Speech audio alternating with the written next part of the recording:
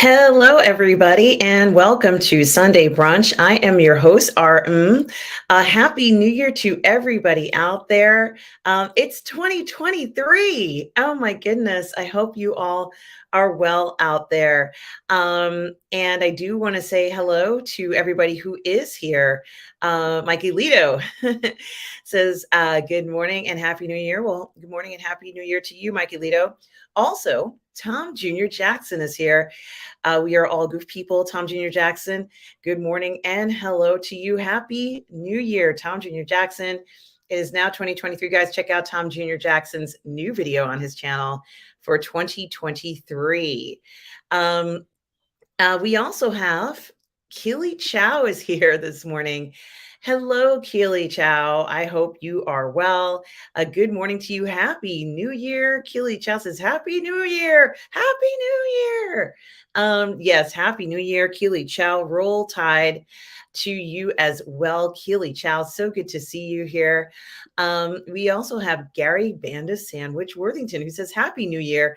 Resting today, darts and soccer day. Well, that sounds like the perfect day to me, Gary. It sounds like it's going to be wonderful and enjoyable for sure. So Happy New Year to you. Snortopupidus Cuber says, hello, humans and other critters. Well, hello to you and Happy New Year, Snortopupidus Cuber. Thank you so much for being here this morning. I hope you're enjoying a wonderful new year.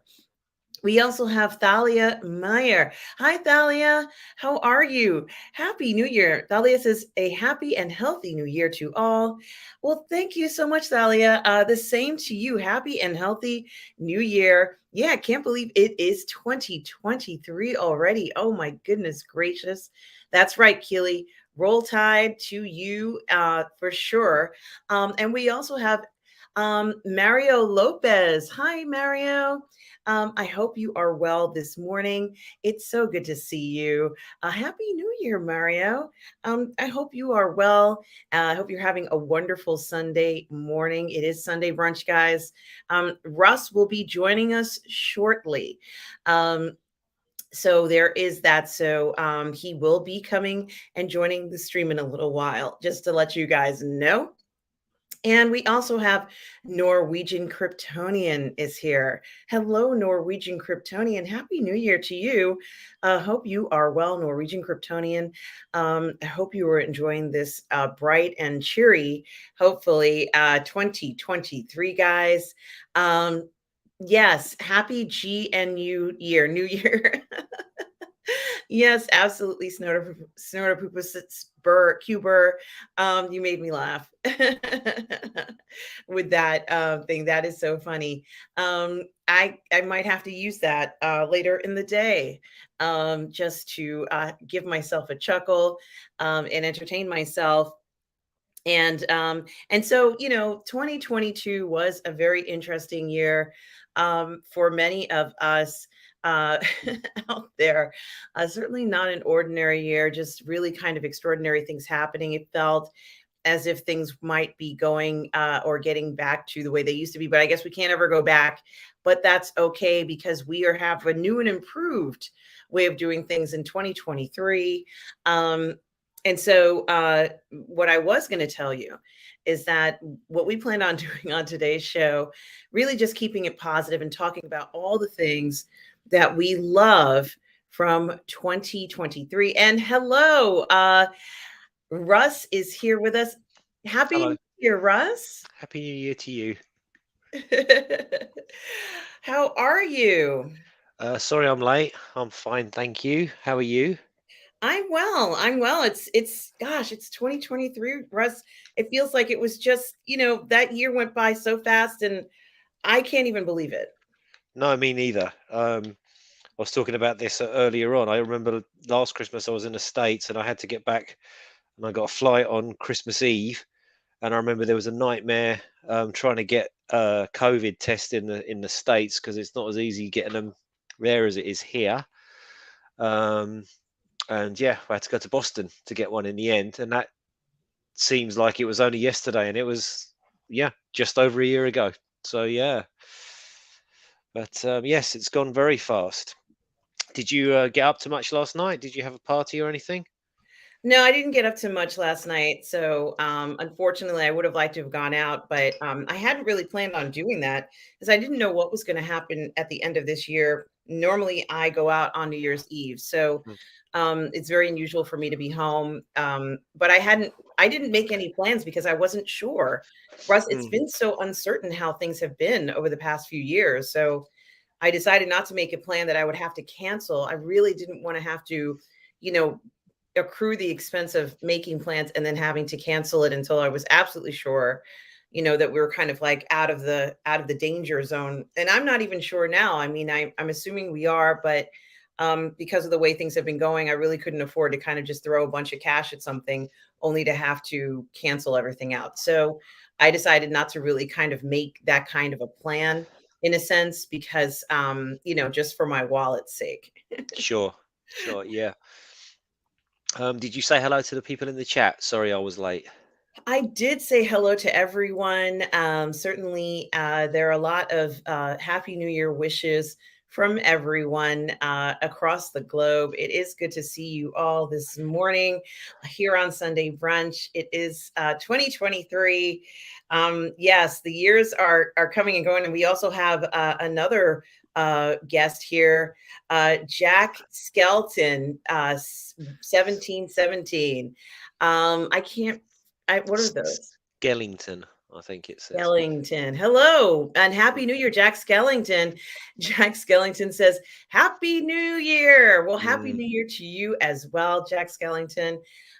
We both hope you are well in this new year. Yes, Russ, 2023. So this is kind of going to be a show that you and I were talking about, and we both agreed that we were going to talk about all the things that we loved from 2022. Um, 22, oh, is it 22 in 22, right?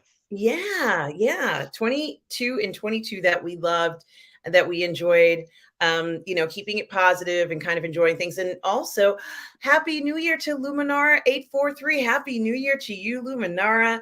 There We she is. hope you are well. Happy New Year. It's so great to see you this morning in 2023. I hope you are enjoying the new year as well as Lug Nuts. Six high Lug Nuts.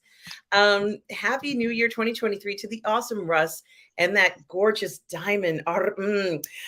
Thank you so much, Lugnuts. Six. How did you know I would love that? Well, happy New Year to you as well, Lugnuts. I hope you are doing well. Yeah, it's great to see you all. I just can't believe it is 2023. Mario Lopez says, "Hi, Russ." Hey man, how are you? And look, that says, "Oops, Russ, I meant no worries. We knew No, it it." happens all the time. Don't worry. Have Wow. you got the list, RM? I do have the list, Russ. Like I said, guys, what Russ and I are going to be doing is we're going to be talking about all the things that we enjoyed. It's the 22 things we enjoyed from 2022, starting off with this first thing, and that is the Andor series. We enjoyed this. Guys, please feel free to put in the chat what you enjoyed as well. Russ and I enjoyed this. Russ, I really enjoyed this so much. And Happy New Year to you too, Darth Plato, who is here. Hey, Darth Plato. Here, Darth Plato says, "Hit that like button." Thank you, Darth Plato. Happy New Year to you. Andor was like the silent hit, if that's what you want to call it. What do Stealth hit, sleeper hit, wasn't it? yeah, yeah. I mean, there were so many fantastic things about it, and it was kind of the Star Wars series. I think we were hoping we would get from some of the other series. I think so. For me, Andor was this what Star Wars should have been doing all along. And I say this even back from the prequels. Actually, I was always of the mindset that George Lucas had sort of got it a little bit wrong. Far be it for me to say. I mean, those films made billions of dollars and all the rest of it. But I always thought that the prequel should have been made for the generation that had grown up with Star Wars and could have been a bit more adult and a bit more grown up. Without the sort of Jar Jar Binks stuff and the sort of childish nature of some of the things that happens. Admittedly, Revenge of the Sith got pretty dark in the end, but it was obviously, still a U certificate. I think it was anyway, or at least a 12. And then we went into the sequels, which have been talked about to death. Then we had the television era, and I think we were all hoping with the television era. Certainly, I was when they announced the Mandalorian, especially. I thought it was going to be dark, not dark and gritty, but certainly more adult. And it wasn't. It was an okay show, but it was like water to a thirsty man in a desert, wasn't it? Because it was like halfway decent, and everything had been, those sequel films were so crap that no one was satisfied. So we got Mandalorian was okay, and we thought, okay, well, this is an upward swing. And then we got Book of Boba Fett, and then we got Obi-Wan, and it was like, oh my god, it's getting worse and worse and worse. Boom, and then Andor lands, and all of a sudden, this is not your it's not your daddy's Star Wars, right? As Talia says, best Star Wars series of the year for me. Talia, I'm gonna say best Star Wars since Empire for me. And I know that's going to raise some eyebrows. And Return of the Jedi is has got some great bits, but I was never a fan of the Ewoks. Again, it was just it went a bit too on the kiddie side for me. So yeah, I'm with you. But I'd go.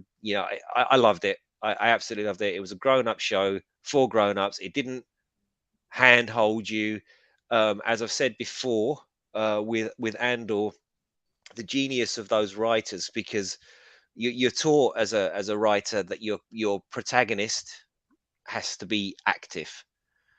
Um, and in this show, Cassian Andor is not the protagonist. Pretty much everybody else is pro-tagging apart from him. Although he's the lead, he's not the protagonist. He's just for most of that series, shit just happens to Andor, and he's the very definition of the anti-hero. He's a horrible, horrible man. As it starts off, he's a murderer. Cyril Khan has the rights of it, and he should have been tracked down. All this stuff, but the writing is so genius. You follow Andor as he's passed around like flotsam and jetsam in the galaxy, going from disaster to disaster, just trying to save his own skin, to eventually he's forced and pushed into a situation where he has to decide, he has to pick a side, and realizes that he can't run it anymore.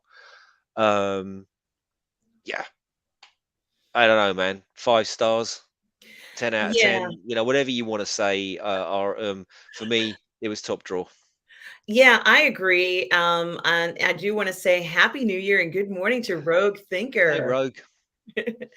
Rogue Thinker says, morning, Russ and chat. Well, Happy New Year and good morning to you, Rogue Thinker. So glad you are here. I have a Yes. question though, and the chat. Someone in the chat will be able to answer this. One person in the chat will be able to answer this. So, Talia Maya, is it Talia or is it Thalia? Because I don't want to get it wrong. So, That's a if you good could let us question. know, Ms. Maya, I'd be grateful. That is a good question. Yeah, and or I think kind of I always kind of joke around about living on Coruscant, and I do have this alter ego that lives in Coruscant, guys. It has always been my dream to live in that world. Um, okay, Thalia says first spelling. That's Thalia, so we got it right. Okay, cool. Thank you. Excellent.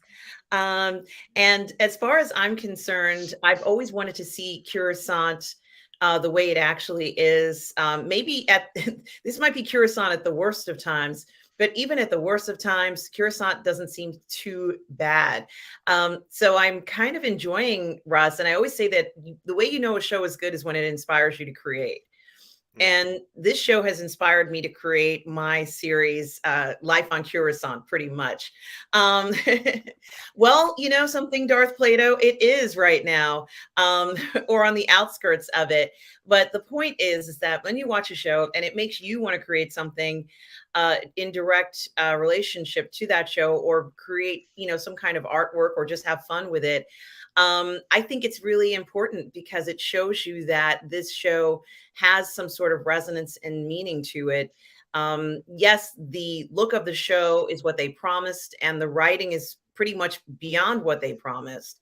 The characters are well done, the casting is fantastic, but this took a lot of work to put together. And this shows us what really they've always been capable of it. No one lost the ability to make good shows for Star Wars. It's Mm, never been lost. And the key is to getting all those things together and right, maybe the showrunner, Russ, whoever it is who wants to make sure that the show is a hit, it has to take a concerted effort, like what we saw with Andor, what they're capable of doing. It was like watching 4 or 5 movies, mm. from what they did in regards to production value, in regards to fighting, in regards to everything. We saw some fantastic scenes that had something in there for everybody, unless you want to see force users, that's not there. But to be honest with you, Russ, I have to question, are they going to maintain this level of excellence going forward? We need to see this level of excellence. We know what they're capable of. They clearly pulled some lore and information from either the books or the movies or whatever it was. Russ, this is exactly what we've been asking them to do. Begging them to do, in fact. And interestingly, with Andor, and I know it's a bit of a no-no amongst fans and all the rest of it, but apparently Tony Gilroy's he's not a big Star Wars guy. But he has, and the Gilroy brothers, who are sort of show running this, have said on several occasions, but they do have a sort of army of nerds with them that will help them sort of weave the Star Wars stuff into their story. So they started out with I think Rob always says, don't put your universe before your story. And clearly they started out with an idea for a story set in the Star Wars universe, but it was story first as far as they were concerned. And how do we connect this to Star Wars, and what can we do and what can we get away with? And there were lots of little Easter eggs in there for people, the Jedi or Sith holocrons and all that sort of thing in the shop.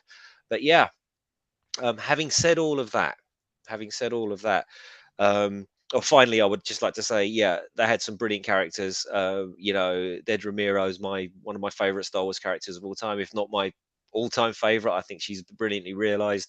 They're all brilliant, but I guess we should move on because we Yes, and I have do want to say 22 things to do, don't we? And that's number one. it's true. I want to say Happy New Year to Jamin D. Jamin D, Happy New Year to Hey, you. Jam and Happy D. 2023, a longtime supporter of the channel. Jamin D, we hope you are well this wonderful 2023, first day of 2023 here on Sunday Brunch. We wish you well. Thank you so much for your continued support of the channel. We certainly do appreciate it. And I did just want to answer Darth Plato's comments about what's New Year's Eve like on Coruscant. Hey, do you guys want to know what New Year's Eve is like on Coruscant? Well, just keep watching. Hmm. Keep watching, Life on Coruscant, and you will find out what New Year's Eve was like on Coruscant, because I was there, guys, and I have all the information you need to find out what's going on behind the scenes. Michaelito says the problem with New York City is it's both Coruscant and Ferrex. I have to agree with you on that. Mikey Lito, it certainly is. And it is not Namos, but maybe in the summer in the Hamptons, or maybe where I am on the South Shore of Long Island, maybe it's got a little bit of Namos in it. I don't know, Mikey Lito. I think we could think about that. I also wanted to say, a Rogue Thinker informs us that 2 celebrations so close to Life Day, of course, is a Wookiee holiday, no idea. And Mario says, I'm starting to watch Yellowstone last week. And now we've heard a lot of buzz about that, Russ. He says he's on season 4. This show is so, so great that I can't believe how great it is. It's a must for everyone. Let's go ahead and say, yeah, Mario, Yellowstone. I've heard a lot of good things about Yellowstone. What about you, Russ? I watched, Lance was here Christmas Day last week, and we watched one episode of it. But I was really hungover, so I probably wasn't. But I really enjoyed the episode. It had Harrison Ford and Helen Mirren in it, so it was They really and good. that promo photo, Russ, of where he's kind of like a rancher, I guess, and Hmm. she's kind of like holding on to him tight, I guess.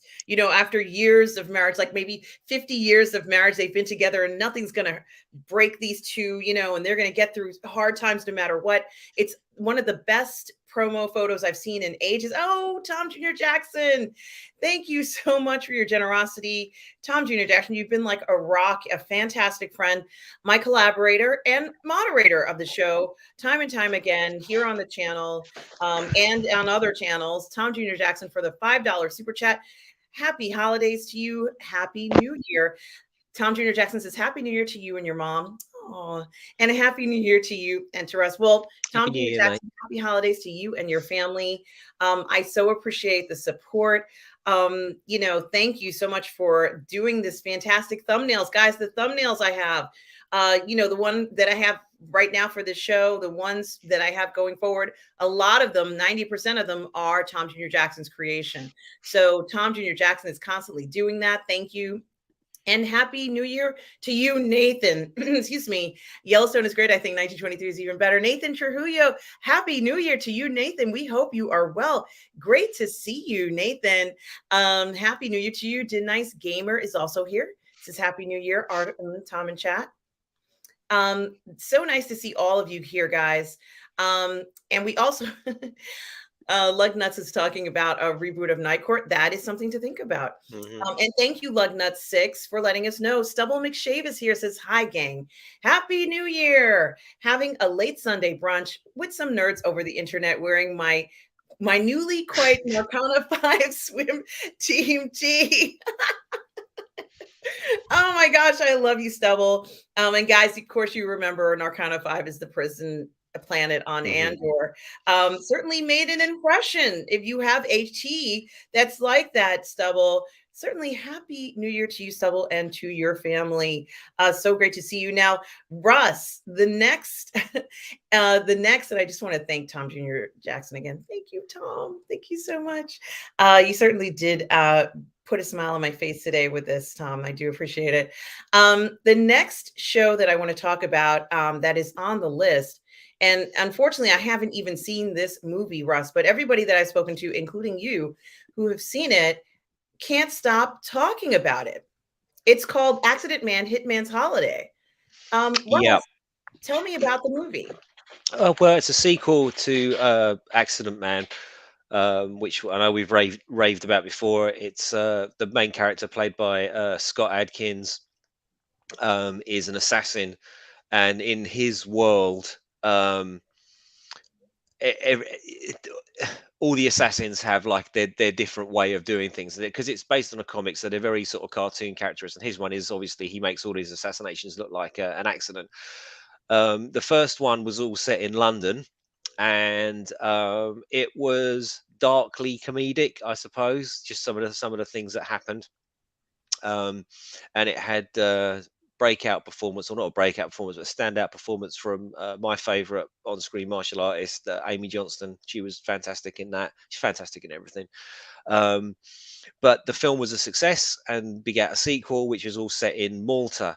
But the sequel leans a lot more into comedy. It's certainly an action comedy, not an action movie like the first one with some funny bits in it. This is really, it's got one of the assassins is a clown with a massive hammer, for example. So it does lean into it. But for all that, um, it delivers. These guys, Scott Adkins, Michael Jai White. Oh my god, and the other guy's name's just popped out of my head. He was in the Kickboxer reboot, and I can't think of his name. But anyway, Michael Jai White, even John Claude Van Damme, Dolph Lundgren, etc., etc.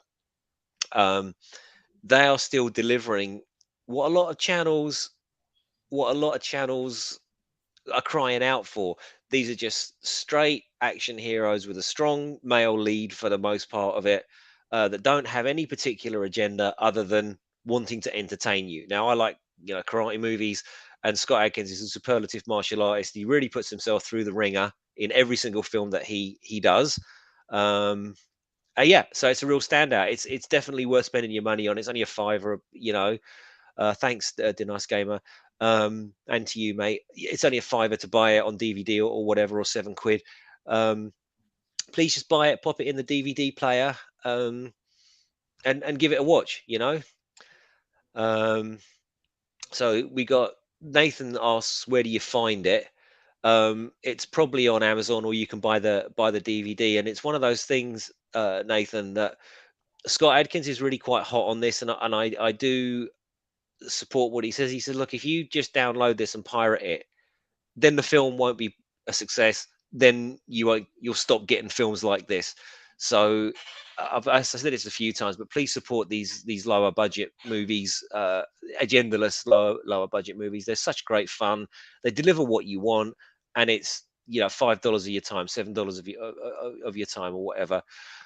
Darth Plato says sounds like a play on the mechanic. Not really. It's not that level of serious. Darth Plato. It's very much a comic book movie. But check out the first one. You could probably rent it now for dirt cheap. It might even be on Netflix. I don't know. Um, so yeah, so it's not dark, and it's not as dark as the mechanic, either the original or the Statham remake, which was pretty good. Yeah, there is. I have to agree with you. I've noticed that for the original Accident Man, there was kind of a light feel to it. It didn't feel heavy or weighed down. It was meant for you to enjoy the action and to have fun. And I'm guessing that this Accident Man, Hitman's Holiday, has a similar theme to it. They just want you to enjoy the action.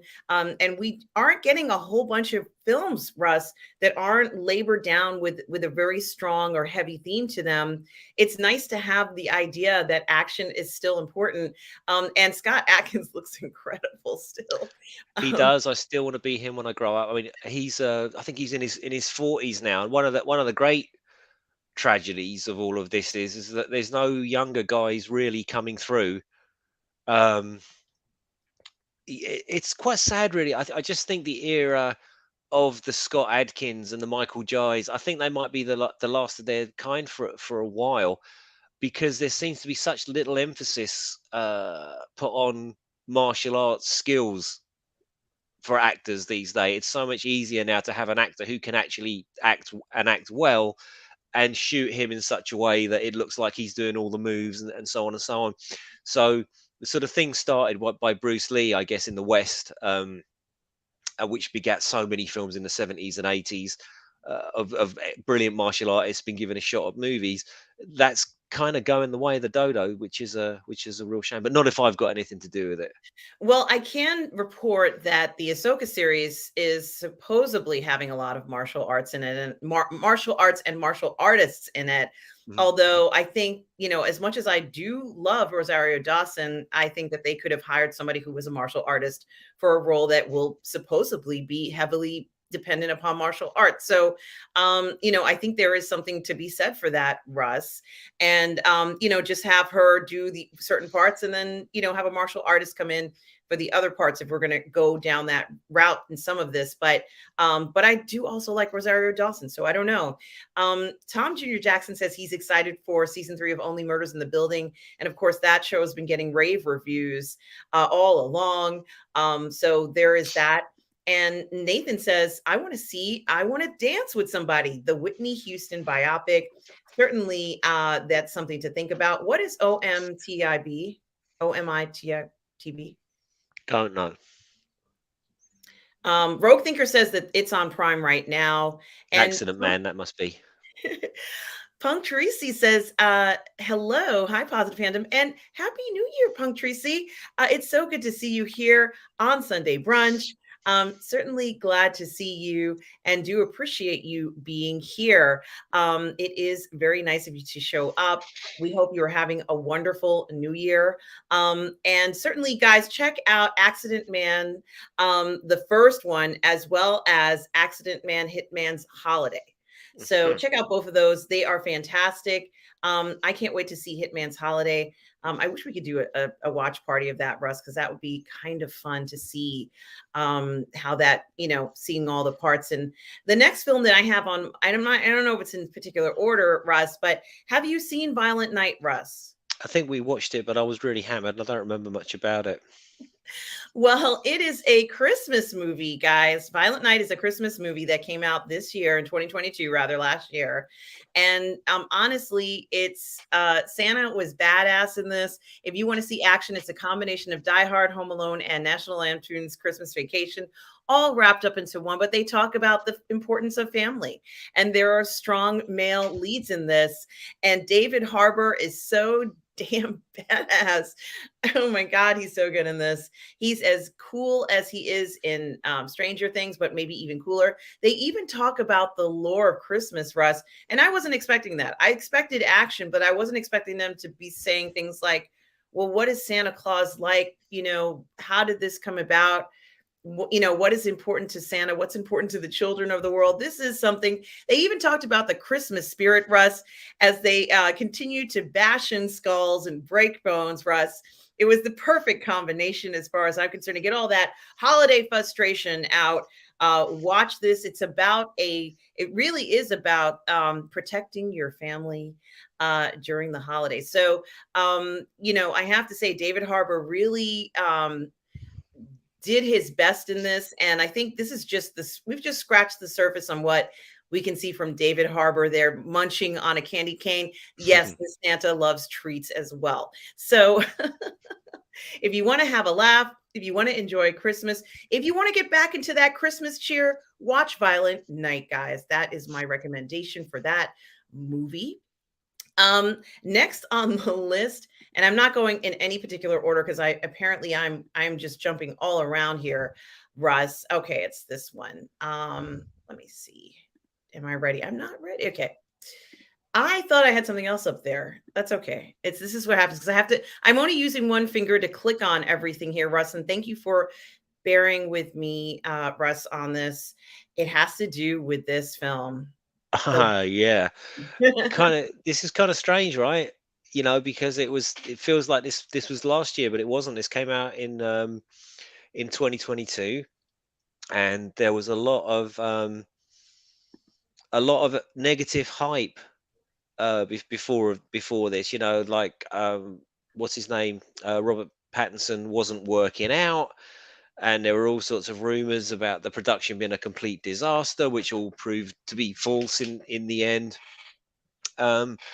And obviously it wasn't part of the DC expanded universe, RIP DC expanded universe, extended universe.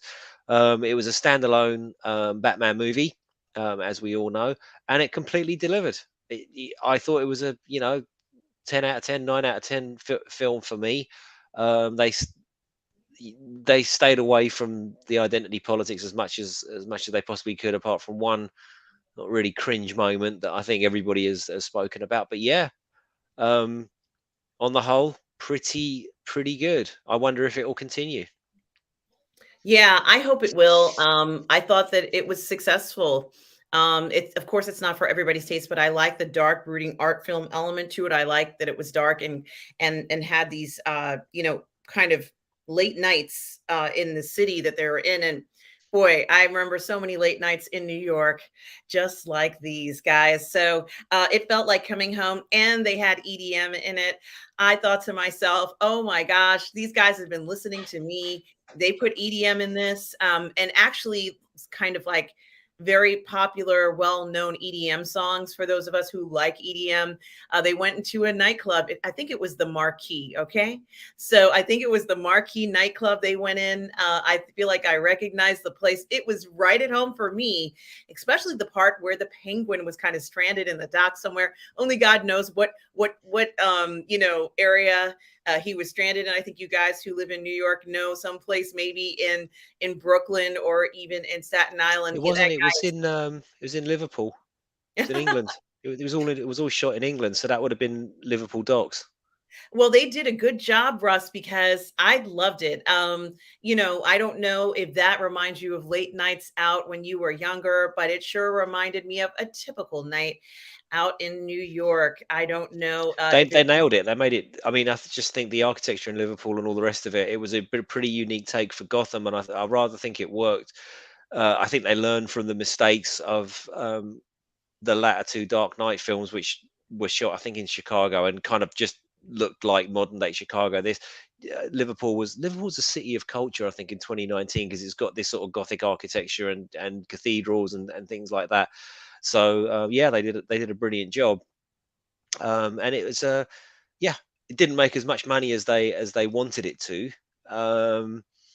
but then DC's brand isn't as strong as Marvel's clearly, but 700 million was a good haul. But I do think it's still a little bit up in the air as to what they're going to do with all of this, because this sort of flies in the face of everything James Gunn has been saying. Although, but then on the other hand, he says, well, Matt Reeves was the first person I reached out to. but I don't think this guy in this universe that they've set up really would fit into the universe of Green Lantern. But as has been argued the other way, well, maybe this is this is how it starts, and now in a couple of years Superman's going to arrive, and then what are we going to do, and all that sort of thing. Yeah, But I'm but sorry. Go ahead. then I will see, because Matt Reeves is very much, I don't want to do that, but it's kind of like James Gunn is clearly the guy in charge, so we will see. But we got some Yeah, this comments on this as well, so not a lot of people yes. liked it. Like, it was kind of okay for many people, I think. Yeah, it had mixed reviews, and Bon Necron 444 is here. Happy New Year, everyone. Well, Happy New Year to you, Bon Necron. Welcome to Sunday Brunch. We are so glad to have you here this morning here, and for the afternoon or even the evening, depending upon where you live. So thank you so much for being here. Stubble says, I like the Batman, but I didn't love it. Now, remember, I'm a huge Pattinson fan. So he just has to walk in, like in anywhere, and I'm going to give it the thumbs up. Sorry, guys, but that's how I feel about it. But I also like the darkness of it. Mm. If they could have made it any darker, you see, this is how you make a dark film or a film at night visible to people. And I'm gonna, I think it's very important when you're doing these night shoots, you're doing these dark, kind of scenes, that you enhance it in other ways so that you can see what's going on. And there certainly wasn't a problem for me. Of course, seeing what was going on in this film and the night scenes, I don't know how everybody else feels. Mario says, I didn't like it. And I did not like the actor's performance, but I will see it again soon. Maybe I will change my mind.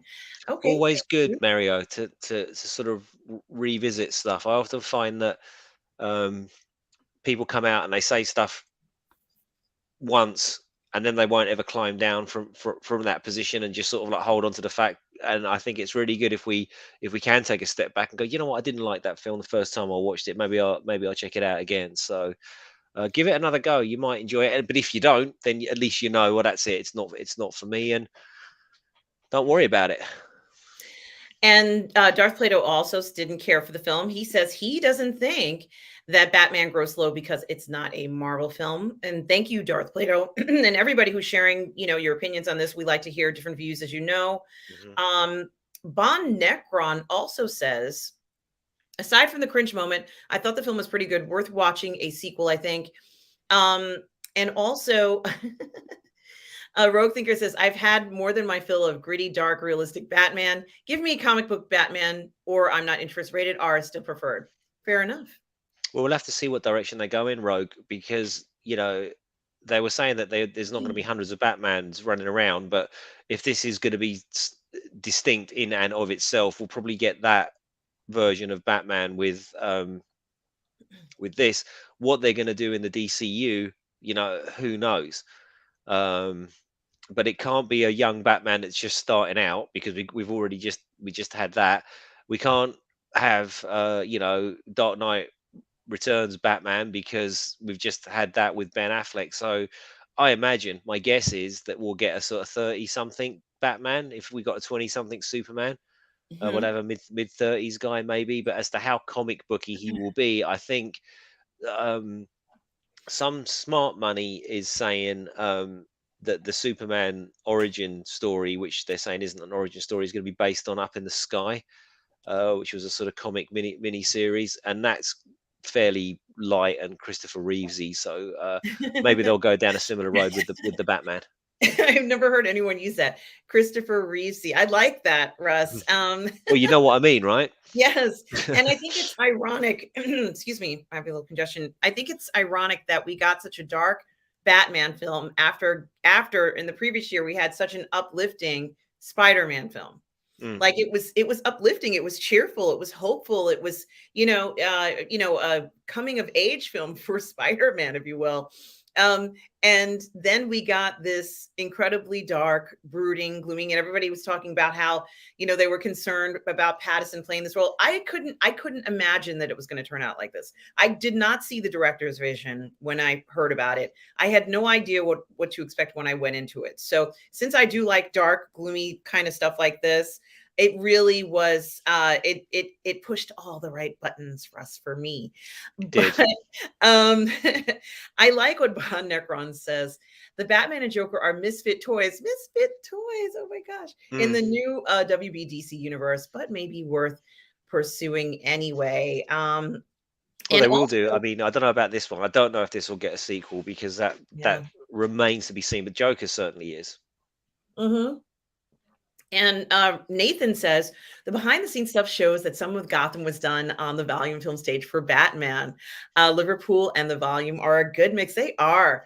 Um, Jack Skellington 1717 says he owns the 4K disc of the Batman and it looks beautiful, way better than how it looked in theaters. Well, you know something? I own it. And I haven't watched it yet. And, truth be told, but I might check it out this week. Jack Skellington, since you said it is so much better. uh, Russ doesn't want to see I was a teenage Batman. Well, there was the comic, wasn't there, Gotham High, where Bruce Wayne was an Asian guy and he was a teenage Batman. So we kind of had it, Mikey. But I did. I'm not gonna lie, I didn't read it. Mhm. And here it says, exactly, Russ. This is Rogue Thinker's comment. We will see how it goes, although I am already negatively influenced by the treatment of Cavill and the fans. Well, Yeah, you know me what? too. We are not going to go there today, but yes, we might have to go ahead and have a Cavill stream at some point. But right now, no. But you're right, Rogue Thinker. It did, raise a lot of eyebrows, that type of treatment. Mikey Lito said it was a mess. Oh, Mikey Lito. Ooh. And Joey Johnson. Hi, Joey Johnson. Happy New Year to you. We hope you're well in this wonderful 2023.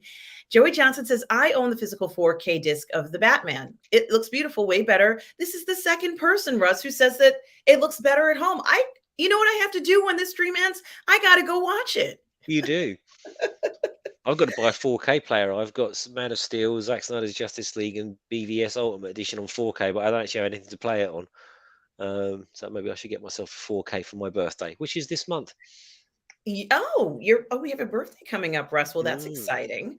Bond Necron 444 says the only alternative to Dark Batman that I've seen is the campy Batman Adam West. Superman should be optimistic, but Batman is inherently dark, in my opinion. Well, you make a good point. And Bonzo Kilborn is here. Happy New Year, y'all. Well, Happy New Year, Bonzo Kilborn. And he also says happy birthday to Russ. Oh yeah, on the 21st, man. I've got a little while to go, but thank you in advance. Well, thank you so much for being here, Bonzo Kilborn. We so appreciate you being here, as well as everybody here in the chat, just enjoying this wonderful 2023. But it was another great show that I thought was maybe, Russ, the perfect show, maybe even more perfect than another show that I really liked. But I'm just gonna show you the show because this show really kind of surprised me. Um, Yeah, I didn't know what the show was going to be like, guys. Russ, I didn't know what Mike Cena was. Look, I love Mike Cena, but I didn't care for him in some of the other things that I've seen him in. Now, mind you, I watched it because it's John Cena, but it wasn't some of my favorite renditions of him. And I fell in love with this character in this TV series for more reasons than one. This was an adult series with adult situations. And I think that they did everything right. It felt like it's not exactly like this, but it felt like a Deadpool version of a TV show. Russ, what was your thoughts of the Peacemaker? um, initially I loved it. I really just couldn't get enough of it. For me, it was kind of like it was a bit of a roadmap for the future, even though we didn't know that James Gunn was going to be the head of DC at the time. But what it was saying to me was, look, this is clearly set in the Snyderverse, and you can do different things in that universe if you want to. You can make a show like this, which was hilarious in places. I thought Cena was brilliant. The supporting characters were brilliant. Um, I really liked the sort of different. There was the scene at the end when you had the alien, criticizing the former president and people who didn't want to wear masks and all this kind of stuff and all that sort of one point of view come out, and then Peacemaker just torpedoes the entire argument, literally and figuratively, which I thought was hilarious because it was very even-handed in how it addressed those things. But all that nonsense aside, it was just a really fun, entertaining show right from the titles. Uh, every show had something. Every episode had something in it to be enjoyed. Um, and I say initially, right, because I will be. Um, it'll be like biting into a shit sandwich. Is if these characters and the things that James Gunn made are all sort of carried over into the new DC universe. So he's keeping his toys, but he's taking all of ours away. That will really sour me on anything that they're trying to do. Um, which I know we're not going to get into, but on its own merits, for what it was, 10 out of 10, loved it. Yeah, I liked this as much as I liked The Boys, and I felt that this it had this incredible charm that was 100% John Cena. And Happy New Year's to you, Mighty Orbots. Mighty Orbots. I have to say it that way. Mighty Mm. Orbots. Um, Happy New Year's, all. Hooray! I'm a robot again. So glad you are a robot, Mighty Orbots. Certainly am glad to have you here this wonderful first day of 2023. Um, Darth Plato pretty much liked it. Mikey Lito says that he's concerned if Gunn and Saffron will double down on the atmosphere. Kind of similar to, I guess, what you are saying, Russ. Yeah, well, you've got to Um, hope that they wouldn't. It just that tone won't work for a Superman film. It won't work for a Batman film. It might work for a Green Lantern film, depending on which direction you're gonna go with that. Um, but well, it's been said, Mikey, by wiser men than me. These two guys have been given all of the crayons and all of the paper. They cannot now. They've given me all the tools. They can't fuck this up. Like this new Superman movie has to be a 4 quadrant smash hit because you guys have come out and you've made the biggest call you can possibly make. Snyder fans, not Snyder fans. The one unifying factor was Henry Cavill. Everybody loved him. And the first thing you did was get rid of him. You better be nailing it. Otherwise, adios muchachos, I think. But we move on. I agree with you. I think that, you know, he has to tread very carefully. If he messes this up, it really could hurt things, not just for him, but just really. Oh dear. Bon Necron says he loved Peacemaker, not perfect, but entertaining and funny. Um, Also, Mary Lopez says it was okay, but nothing special to me. I Also, really loved it, Mario. I really enjoyed it. I really looked forward to every episode, and I thought the Justice League cameos at the end of the last one was perfect. After he'd been sort of talking, of course I know the Justice League. Yeah, Flash is a dick. Wonder Woman, I think she loves me. I think she's got the hot spree and all that kind of stuff. And he kept making these references to having worked with the Justice League in the past, and to have that payoff at the end was really cool. So I yeah, because loved it it. was Yeah, like no one believed him, right, no Russ? one believed him exactly. So now at the end of the thing, it's like they all of a sudden they show up and they're like, what's going on? And it was kind of like, wow, he has a lot more power than he is putting out. But we got to see a softer side of the Peacemaker, but we got to see a sexual side of the Peacemaker. And Rush, I love that part I know. where that lady sleeps with the Peacemaker and the other superhero whose name I can't Vigilante. remember. Yes, and she's in bed and she's nude, like she has no shirt on, and it's like they wake up, it's the morning after, and her swinger husband is up there like beating himself up, saying, "I should have never given her a hall pass on this one," but I imagine he was on the cuck chair beating himself off as opposed to beating himself up, but I could be wrong. yeah, I've never seen that you know movie. what? Maybe. But I have to say, Russ, it's been a long time since I've seen a realistic example of people having sex, enjoying themselves. She's not having a relationship with the Peacemaker or the other guy. She just wanted to enjoy herself, and he wanted to enjoy her. For a female gaze point of view, I'm sorry, guys, but this was like like out of a 1 out of 10, this was like a 25 for me. Go ahead and let's have a laugh at some stuff like this. Have a laugh at the part where the woman is showing a picture of her girlfriend's whatever. It's just to have fun and kind of joke around, because whether these things really do happen in life is completely irrelevant. It was just fun to watch, and they got all the nuances right. Yeah, it was Russ. brilliant. It was brilliant writing for what it was. I mean, Bon Necron. I know I'm jumping down a little bit here, but Yeah, Bon I'm sorry. I Necron. just want to say Bonzo said he feels that the butcher would kick ass 6 ways to Sunday. Bon Necron's comment says the new DCU cannot be cheeky or jokey. Interesting. Yeah, I agree. I absolutely agree. But are we right? Maybe what they might do is they might just turn out a kids movie, a kids Superman movie that that will be at least two quadrant because all the parents will have to bring their young kids to it, and that'll be successful perhaps in a way that Snyder's vision, which was obviously for grown-ups, wouldn't be. I just don't know. We do know that James Gunn is a brilliant writer. We saw Brightburn, which is illegal, dark Superman, evil Superboy kind of thing, and you have to trust that he is not so far up his own arse that he's going to try and make Guardians of the Galaxy of Steel with Superman because it won't work. Well, maybe it will. I don't know, but it's not something I particularly want to see. Yes, and Joey Johnson says the title sequence of Peacemaker is great. It's It like is. an 80s glam band song. Tell me if you want it, do you really want it? Something like that. It's like Well, that's it's hilarious, isn't it? It's so funny that he loves 80s hair metal, and he sits down and he plays Home Sweet Home by Motley Crue, and he's some of the stuff that he listens to is like so obscure. Like I think in one episode he was listening to Winger or something like that, and of course I know all this stuff because I was not into that style of it, but it was yeah, all around that time when I was a up kid. all night, sleep all day. I'm with you, Russ. I'm with Yeah, you. it's fun to be a vampire. That's Um, right. but yeah.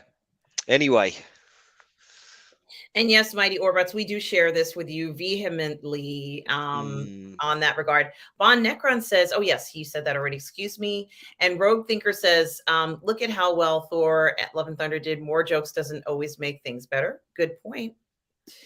A little comic relief in Superman is needed, but it's like salt in the stew. A little goes a long way. And thank you guys for sharing these comments. It is true. This is, you all make extremely good points. It's something to think about. I wouldn't want to be the person who has to think about doing all this new rebooting and finding people. What I can say is another show that I really enjoyed was House of the Dragon, Russ. Um, I loved this. What did you think about this? I guess it is a reboot of Game of Thrones.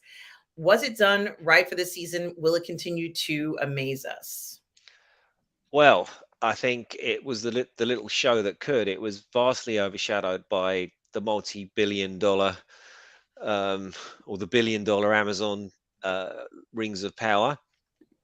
This sort of sneaked in under the radar. Nobody was looking forward to it. I certainly wouldn't have bothered watching it, only that I do this show, and I knew that we'd have to talk about it because I felt we'd been poorly treated by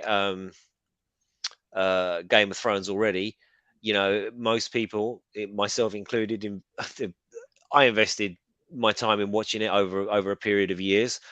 There are obviously much more hardcore fans that know more about it than I do, but every one of us invested 8 years of our time into this, 8 years of our lives into waiting to find out what was happening. And the ultimate insult was the showrunners were so enamored of doing Star Wars, whatever it was they were doing, they couldn't be bothered. They couldn't be bothered to make a decent last season. And you see the cast. There's a famous interview with Amelia, and they ask her what it's like. She goes, "Yeah, yeah, it's great. It's the greatest season ever." Like clearly, like heavily sarcastic. And a lot of the guys were coming out with this sort of sarky, "Yeah, yeah, it's the best thing we've ever done," because the actors knew that what had been delivered was not of acceptable quality. So this show had to win back um, an angry fan base, I guess, and win over some new people. And I think it absolutely did that. Again, it was mature, grown up. Things sort of made sense. Nobody was in a rush to get get to the money shots or get to the plot points. That it was just lots and lots of character development, people doing their jobs. but was written so compellingly that I was there for it, and I was there for it on every episode, every week. I couldn't wait for it. Much like Andor, I couldn't wait for it to come round again.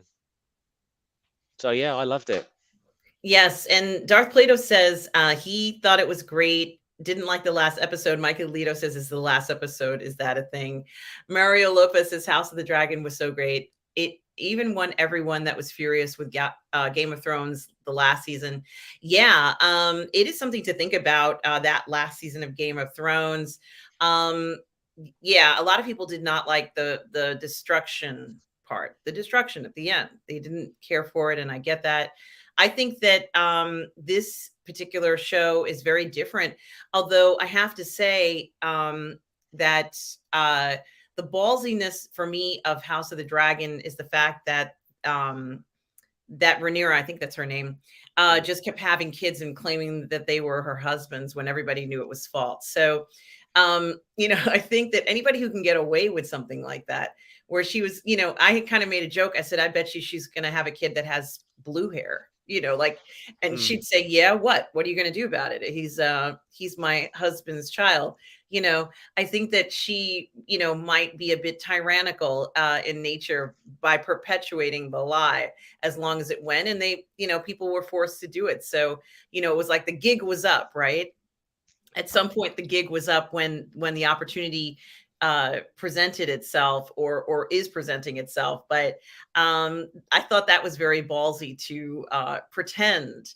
And that's okay. I'm not saying it's a bad arc for a story, but after kid after kid after kid coming out, it's like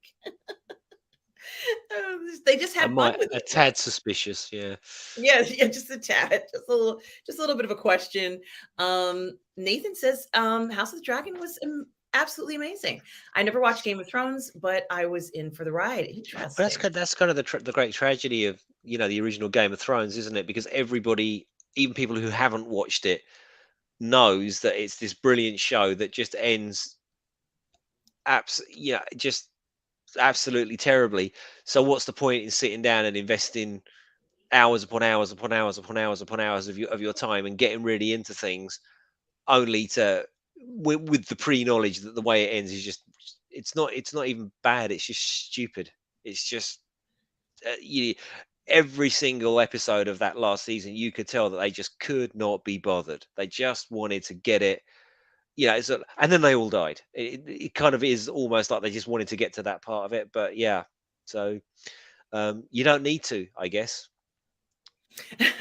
Well, something, maybe you don't have to watch it. I did watch it. I like Game of Thrones, the original. So, if you already know that last episode might be upsetting to you, just don't watch it. And it's still a good show in that regard if you don't watch the last one. Luminara843 says, not going to watch until it is over, not going to be burned twice. Interesting. Maybe you could be right. I mean, this is the point, isn't it? Because this is how Game of Thrones started, and we were all raving about it. But they seem to have learned. That would be my take. I mean, they turned out something that was really smart. This is really really smart writing. But you could be right, Luminara. You could be right. Yeah, and I like that you mentioned that. I think a lot of people feel that way about the show Luminara. I think that it's really important to mention that a lot of people don't want to go through, the torture of looking forward to a series for it only to kind of, just not deliver what you'd hoped it would. So I think you make a good point with that, and it is something to think about. Excuse me. It is something to think about. And I know I think that might actually be a very good course of action Mm. to take for those of you who are very cautious and feel like that was it really was too much to bear, especially after so many years of being invested in it. Darth Plato says that Game of Thrones was the most powerful show I'd ever seen on TV until the Twitter sans culottes phenomenon took hold. Yeah. Yeah, it was real. It um, was a water cooler show, wasn't it? Everybody in the world was watching it. Absolutely. And it says, Tom Jr. Jackson says, last season of Game of Thrones was thrown together to get it out there. Yes. Um, Yes, it's just it's unforgivable. That is just unforgivable. You kind of you you feel like the writers of it, the showrunners of it, yeah, you almost have a duty of care to deliver something of quality and not rush it through. You Yes, know, yes, and, ironically, Tom Jr. Jackson had a typo about thrown together, like the throne, that is very funny. It's like it's not a pun, but it is kind of funny. But yes, Luminara 843 makes a good point about not delivering what was promised, and I wonder why. This is something that I'm sure a lot of people, um, have criticized and just are bewildered by. So many years invested, and they gave up. Yeah, because maybe I that's what it think was. our we get really invested in this stuff as fans in these creations, right? Be they George R. R. Martin's or now the two guys that were running this show afterwards, because they had only had the Vegas of roadmaps, didn't they? Um, but to them, I guess it's just a job. They were offered something better. They were going to go off and do Star Wars, and they were kind of like, oh no, we're contracted with HBO. Oh, well, let's just get it done. Come on, it'll take us a couple of weeks. We'll just, we'll throw it together and we can go off and be Star Wars creators. And I'm not sure I'm pretty confident the vast majority of these showrunners and creators aren't as passionate about the things as the fans are. Um, and clearly that's what, to me anyway, that's what happened with Game of Thrones. Yeah, they definitely I think Gary Vandersandwich's comments about giving up at the end, it did feel that way. Mm, It really did feel like they gave up, and I hadn't thought about it from that point of view, Russ. And what's really kind of interesting about it is that when you watch the making of, you know, Game of Thrones, mhm, you just wouldn't expect anyone to have that sort of feeling towards the show because mm. the cast and crew loved the show so much and they didn't want it to end. And for that to be the case, for it to go out like that is confusing. And yeah, I agree, Bon Necron, that it was what they did to Johnson. That was unforgivable. To send him back to the wall, right? That's what happened. That wasn't cool. Well, he goes off into the wilderness with the barbarians, doesn't he? Oh, He okay. goes So beyond the wall. he's not even in the wall anymore. He's just No, like off. he's gone beyond the wall. Yeah. Yeah, that's ridiculous. You know what, Mikey Lito? I would recommend watching Game of Thrones. Just don't watch the last season because it might be one of the greatest shows ever made up into the last season. So that's how I feel about Game of Thrones. Russ, I don't know about you. I think that it did perform beyond expectations in so many ways. I've seen things in Game of Thrones that I'm sure other people have wanted to do, but they were stopped from doing. You know.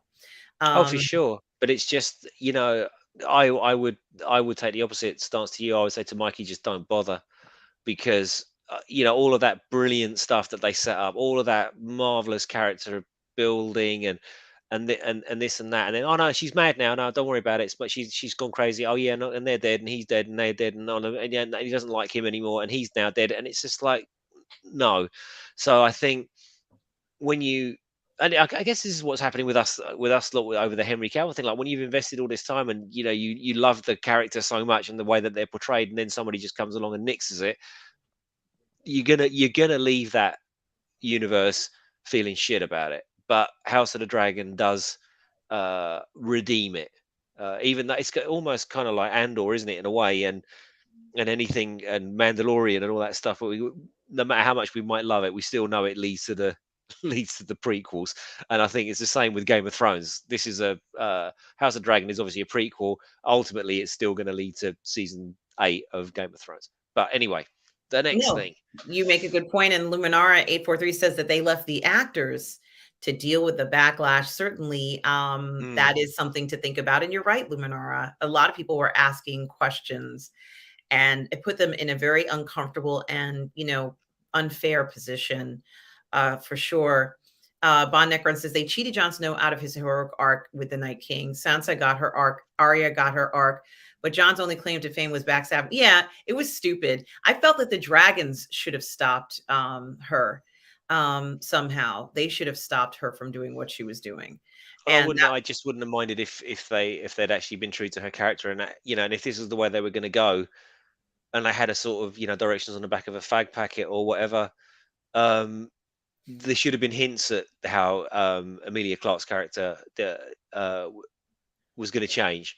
and for her to just sort of switch on a dime like that. And I saw all the retrospectives, and like, oh well, if you look at scene 4 of episode 97, you can see that she looks at him in a weird way. It's like, no, no, no, they just decided, no, she's It was a mad now. shock. Yeah, it was a Yeah. shock, and, as I said, even if she let's say that's what she wanted to do, I think something should have stopped her, and, honestly, I think that the brother and sister team should have survived. That's how I would have done it, because it would have been an unexpected ending, and everybody would have been like, "What? They are in charge? Mm. Why not?" It's a show that's full of surprises, I and I just feel like think ultimately, our anything that they'd have done would have been better than what they did.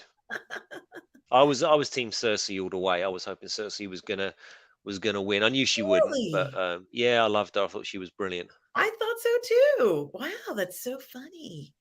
Okay. Yes, it is relative, Michaelito and Jacob Ironside.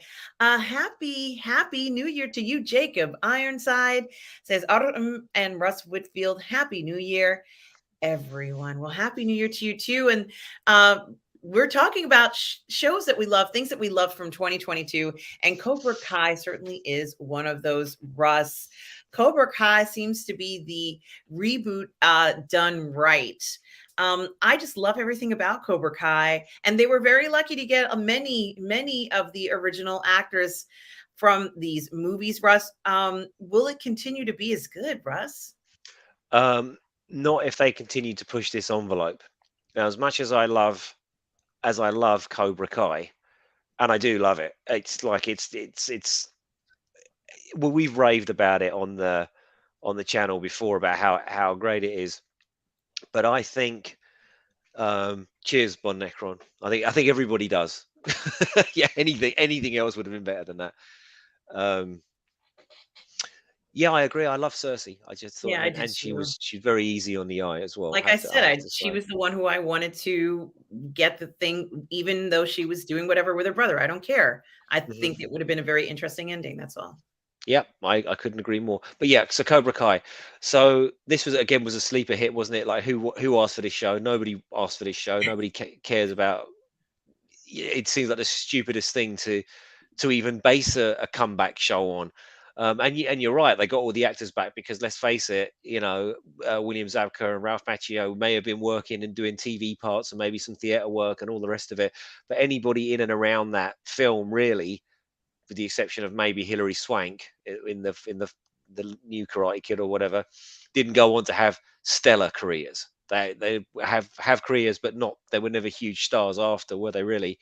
So they were available certainly, and the writing was smart, and it treads that line between being a kids drama show, teenage drama, dealing with teenage stuff, but in a compelling way, so the adults are not switched off by it, and then everybody that grew up like we were all Johnny Lawrence in a way, like kind of heavy metal and hard rock and 80s and our best years behind us and all that kind of thing. And he's like a guy that somebody said, what is it? He peaked in high school, and I suppose a lot of people sort of feel like that.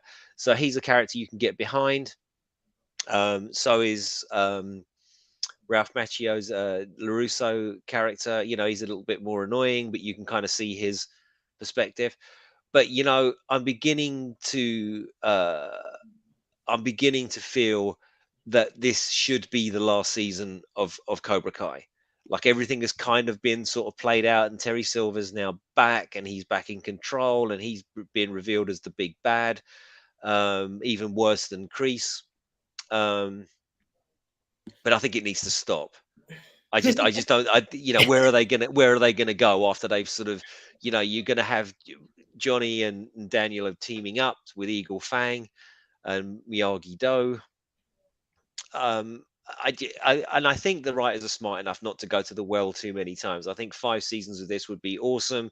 I think the second season was the weakest, but this last season smashed it out of the park. Bringing back Terry Silver, which is what everybody wanted to happen. Mhm. Um, but even if they bring Hilary Swank in for the very last season, brilliant. But then I think you've played out the callbacks, you've played out um, the story. Like the story has to end, and I hope that it ends, and it ends well. I agree. Um, and I have to second you on this comment, Gary Bando Sandwich Worthington, who says, "Park that New Year party bus, hang with Autumn and Russ." Absolutely, Gary Bando Sandwich. Absolutely do that. Mark Park Punk Tracy says, "I haven't watched the Cobra Kai Netflix series. Interesting. A lot of people haven't seen it. It is really interesting." And Tom Jr. Jackson says, "I have to start over watching it again." You Yeah, I know, watch the whole thing every time the new season comes out as well. So I've seen season one 4 times now. yes. And certainly, oh, Nathan also says that it was a lot of fun, nostalgia and franchise building done right. Yes. Um, yeah. And Punk Tracy says you don't have to be a big fan of the movies. You can still watch the series because it's watchable without knowing anything that's happened.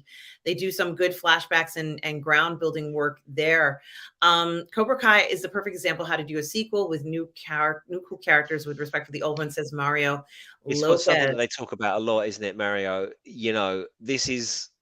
These guys obviously were Karate Kid fans. They went down into the vaults and they found different angles of the final fight, so they could use different think old things, but things that we hadn't seen before. And I had absolute respect for the little bit twee and a little bit coy movies that came before, and they've kind of applied this retroactive 21st century logic to the 1980s, and have really thought about how these events would have happened and how these characters would have played in, and where, so yes, absolutely. They at no stage did they say those old movies were 80s and stupid, and we're not going to acknowledge them. Much the same way as Stallone acknowledged, what happened in the 80s with Rambo and with Rocky. Like those things happened, and maybe he remembers them as they were in the 80s. Maybe it looked a little bit different when he was actually doing it, but the character, I mean. And the same with Cobra Kai. They never poo-pooed it. All of that shit happened. All of that shit was respected, and retroactively sort of modernized to make sense to our eyes, which I loved. Yeah, no, spot on. You're absolutely right, mate. Or I think anyway. And Gary Bando Sandwich says, "Wax off 22, wax on 23." I love that. Um, and let's see, what's this? To much of my surprise, season 5 of The Last Kingdom had a pretty satisfying conclusion. At the very end, showed some self agency. I almost ditched it after season five, Yeah, and four. was that the one with Skade? Like nobody seems to like the one with Skade. It sort of went a little bit. The wheels did start to cut. As much as I love the show, and I do love the show, it's still an 8 out of 10 for me, right? That season, but a lot of the decisions and things that happened that the characters were doing in that season didn't make any. The one thing with me was Breeder, right? And Breeder sort of like unrelenting hatred for Uhtred, even after all the times that he's saved her life and not let her be killed and done all these things, she still really had it. Stuff like that. But yes, season 5 was awesome, and they're going to And make a film. yeah, it's exciting to think that it's going in that direction. And Luminar843 says they should give the same treatment to The Last Dragon, give it a show. I agree, Luminar. I know you were at New York Comic Con this year, in 2022. I was there as well. And I know you saw the star of The Last Dragon there, I'm guessing, who was on the floor. And he still looks fantastic as ever. It's something to think about. Gee, I can't stop talking about Cobra Kai. I can't stop thinking about The Last Dragon.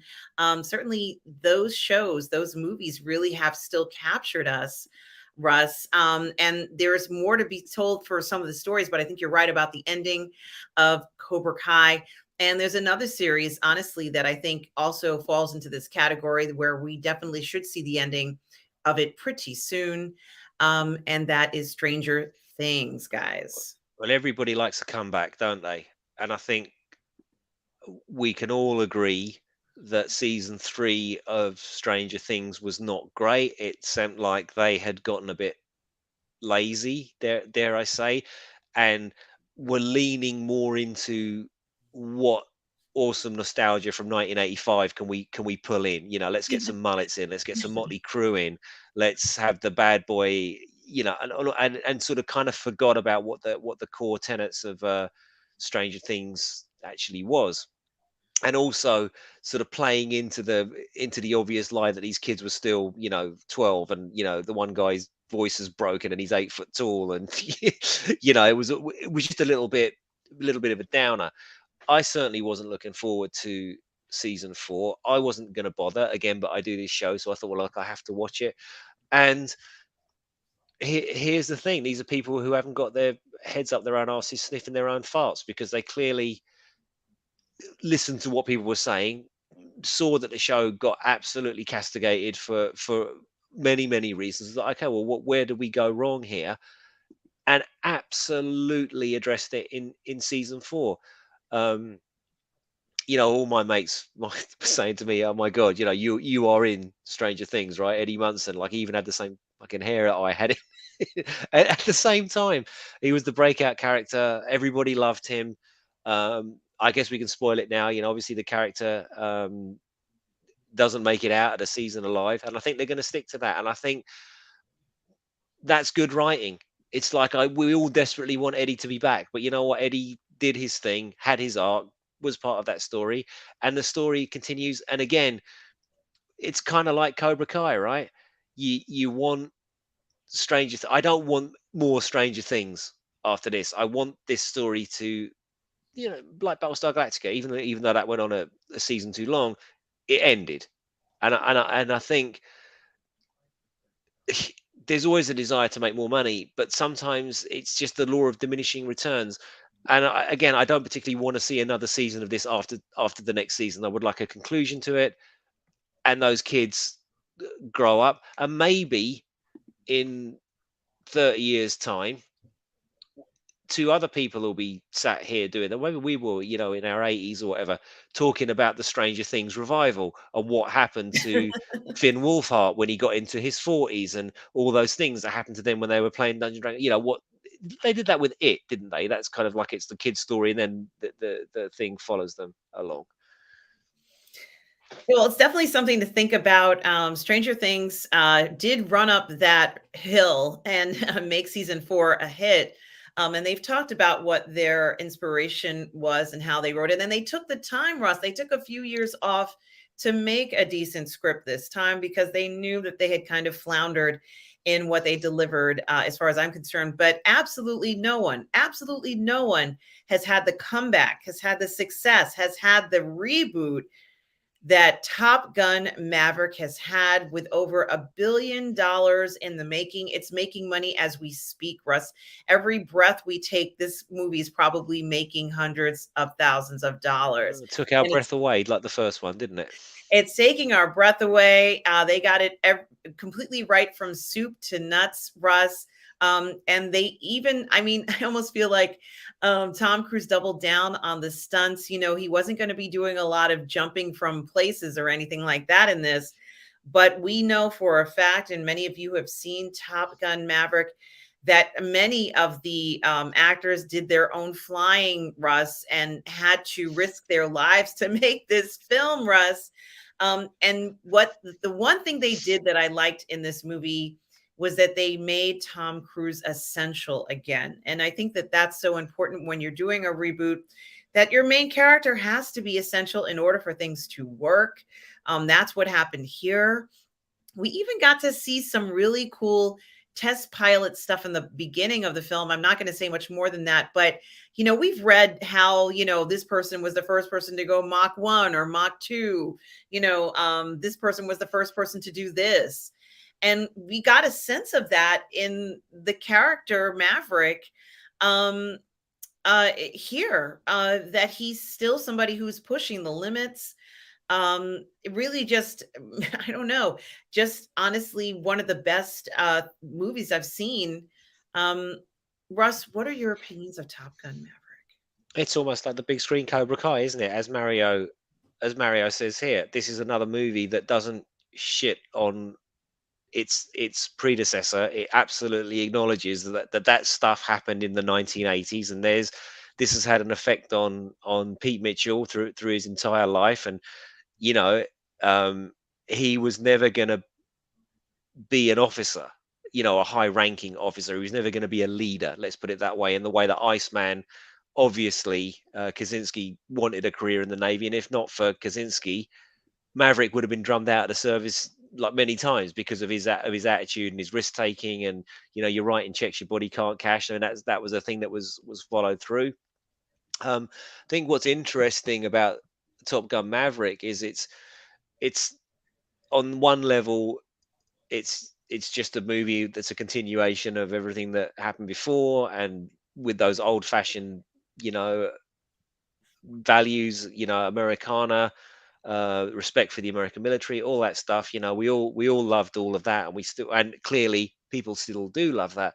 But it's also, I watched it again and sort of paid more attention to what they were saying. It's almost like a sly critique and at Tom Cruise himself. He's having a dig at himself and a dig at the movie industry in general, because you've got Ed Harris's character, who's the drone ranger who wants to replace everything with with computers, and he says to Tom Cruise at one point, like, you're a has been, your day is done, you're going to be finished. And Tom Cruise says, yeah, but not today, because he really is the last guy that's one of the last guys that's actually doing his own stunts and doing all this stuff for real. And this kind of movie is so rare these days. I mean, in the 80s we had, there were 10 a dozen. I mean, you had the whole, talking of Karate Kid, you had the whole Iron Eagle series, which was Top Gun, low rent Top Gun, and Behind Enemy Lines with Owen Wilson, and all these sort of jet films and military films and all that. And they don't come around anywhere near as often as they used to on the big screen. um yeah, so I thought it was saying many things on many levels. But to to be fair, it was one of those ones, you put your ass in a seat for 2 hours, and you came out thoroughly entertained with Kenny Loggins' Danger Zone playing through your head, and you felt uplifted, and you felt like you had a good time. And there was no particular heavy message in that movie. It was just like, yeah, this is an old guy, and he's going to have to train the young guys now. Remember when he was young, because you were young when he was young, and look at all these old pictures and look at all these flashbacks. But it wasn't overdone. It was enough to make us get it in the feels, but then it didn't dwell on that. Again, as Mario said, it's a great example of how to respect an old IP. Well, you probably already mentioned it, but I don't remember if you did, in regards to Val Kilmer. Mm, And for many of us watching, we know that Val Kilmer has been battling cancer. And yet somehow Tom Cruise managed to put him in this film in a role of authority in a realistic manner. Iceman was the one who followed the rules, who, set his path and course the straight way. And as you said, I think you did say this, has been actually covering Maverick all these years. mm, But he's the one who is kind of went in the straight and narrow, went up the ladder, skyrocketed through the ladder. And Maverick is still kind of doing test pilot stuff that a lot of people don't want to do, because not only is it dangerous, but after a while, risking your life already anyway, it's, something that a lot of people are not too enthused to do. But, this is, Tom Cruise is an older man. There, I said it, and he looked stunning in this film. And I didn't kind of associate with him being a young man anymore.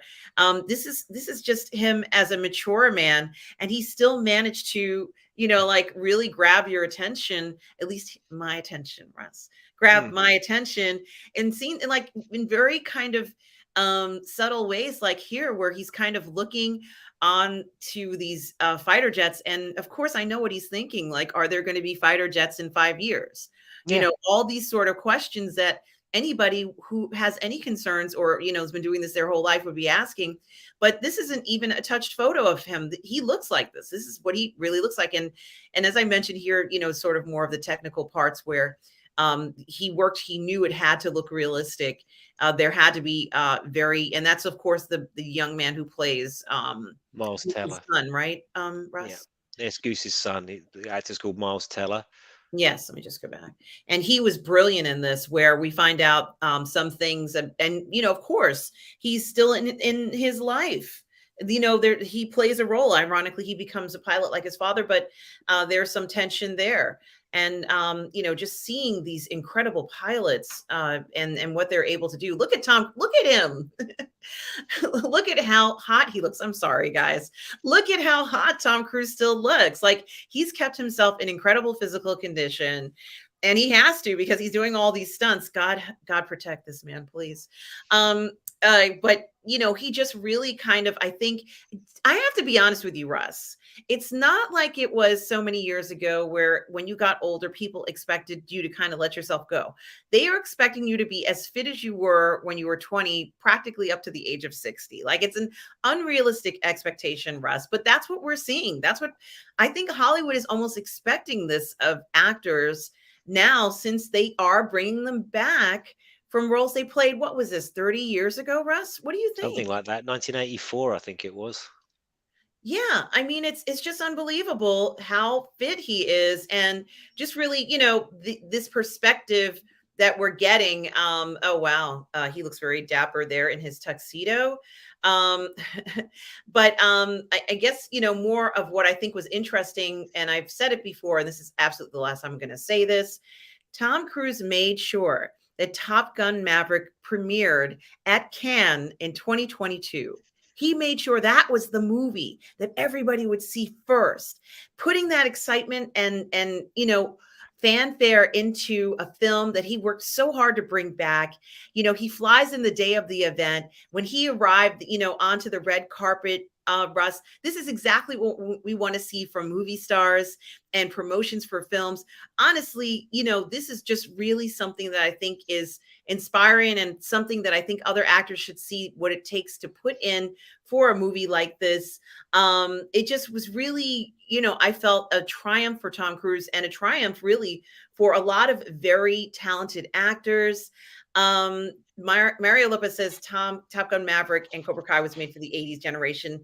And that's what should have been done with Star Wars, just like Rogue One and Andor. Yeah, I've Yeah. always thought that. I've always thought that. And I think just to talk about Tom Cruise, um, that's the thing. When you are the boss, the producer, and the person that's ensuring the whole thing yourself out of your own money, he didn't have to bow to pressure. He didn't have to say, "We'll release it day and day on Paramount Plus," and he was like, "No, this is a cinematic experience." Even actually, I remember when you went to the cinema, there's a video of him thanking you for going to the cinema to watch the film in the aftermath of, the unspecified virus of unknown origin. Um, and in the aftermath of all of that, it was like a thank you for coming back to the cinema to watch this movie. This is how it's supposed to be seen. It's not the same on the telly, so you're getting the full experience. Absolutely. And Tom Jr. Jackson says Top Gun 2 was a film about guilt, father, relationships, and redemption, but it's not thrown in your face. It certainly wasn't. No, it's good rain. Thanks. Like you said, you said he's matured, and I think for me, he hadn't at all. I think this film was about Maverick actually growing up and realizing that I guess he's supposed to be 55 or something in the film, isn't he? Like, yeah, dude, you're in your 50s. You can't do this anymore. You can't be a Lothario that unless you want to. But it was more about him becoming a father figure, not only to Rooster, but to all of these guys. He's looking at them, and they had the one guy that was very much like him when he was young, and the really cocky guy, and all the rest of it. So I think that his arc in the film, which he didn't really sort of have much of one in the first one, to be fair, it was much more like a music video, wasn't it? Filmically, this one's a much better movie. Everybody seems to think, but his arc was, he's got to grow up. He's going to stay with Penny Benjamin, who he's always loved. And I mentioned her in the first movie, and he needs to be a leader and actually sort of step up and take some responsibility for his life. And I can't remember if he leaves.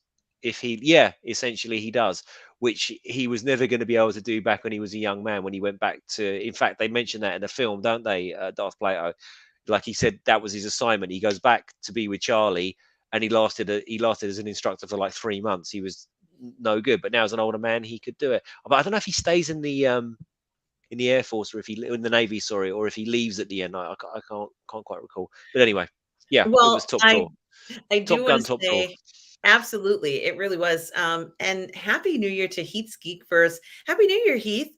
Heath says, "Good morning and happy New Year." Well, it is a pleasure to see you, Heath. Guys, check out Heath's channel. On I think the link is in the description there. Heath, it is such a pleasure. I hope you are having a wonderful 2023. So wonderful to see you here. Yes, and I think maybe we can squeeze in a few more films for us. Wow, this time is flying by.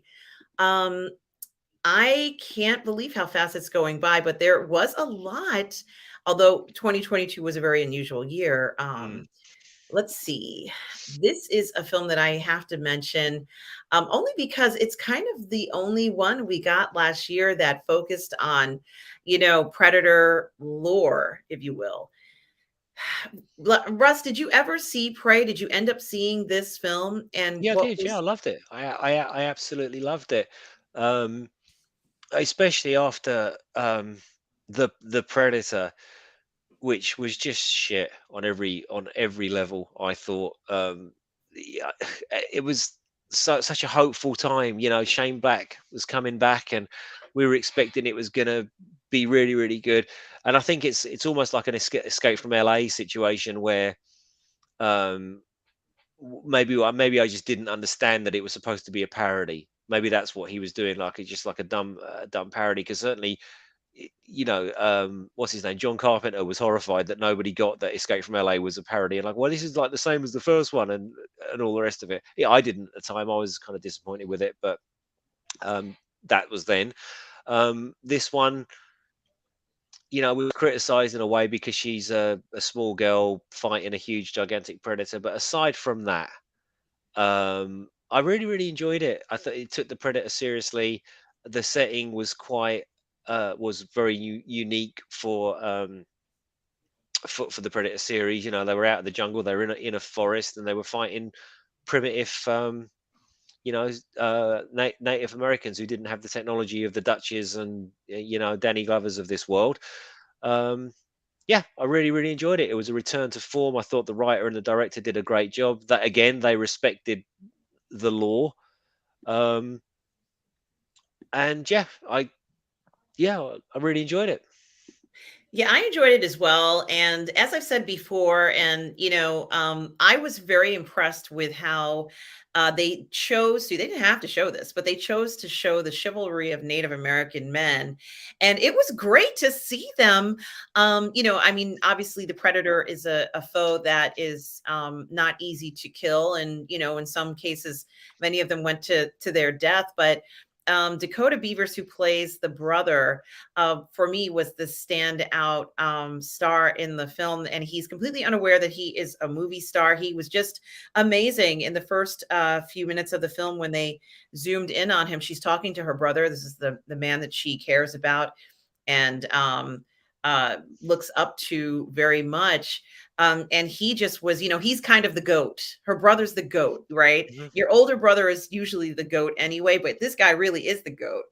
And so, it's like she knows she's not going to be as good as her brother. This is just how it is, and it's fine.